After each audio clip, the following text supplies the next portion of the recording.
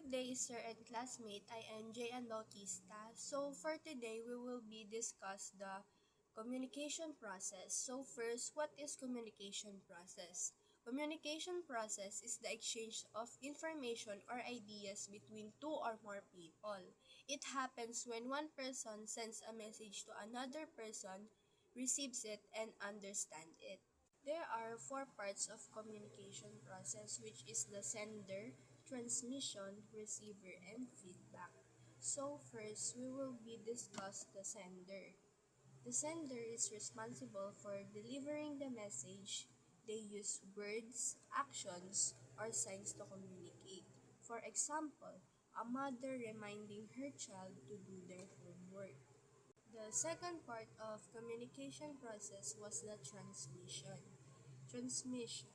It is the process of sending a message from one person to another person. It helps the message reach the receiver. For example, a friend sends a text message to another friend. The third is the receiver, the person who gets and understands the message from the sender. Example, a friend reads a message sent by another friend, which is you guys, the viewers of this video, would be the one example of receiver. The fourth part and the last part was the feedback. It is the receiver's response to the message. Example, a friend replies, "Okay, I understand," after receiving your message. Um, I think one example of feedback was when we shop at TikTok Shop, Shopee, we after we receive the product, their product, we rate their product, services, and others. So as you can see at the last part of my infographic, there was the coding and encoding there. So, na-misspell ko lang yung encoding.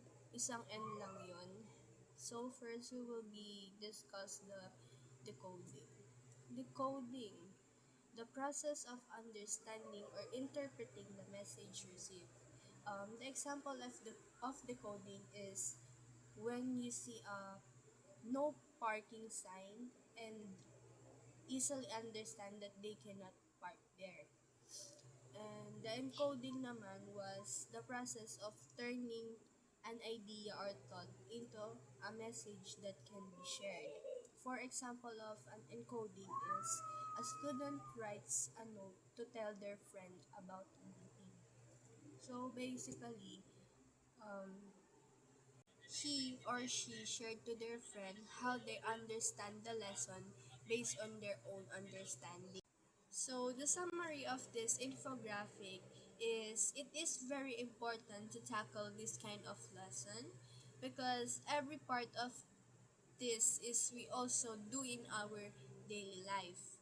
And better communication is also a must to avoid misunderstanding to one person to another. So, overall, communication is successful when the sender and receiver understands each other clearly. Good communications require a clear message, proper understanding, and effective feedback. And that brings us to the end of my presentation. I hope that through discussion, you were able to gain a better understanding of our topic and appreciate why it is important.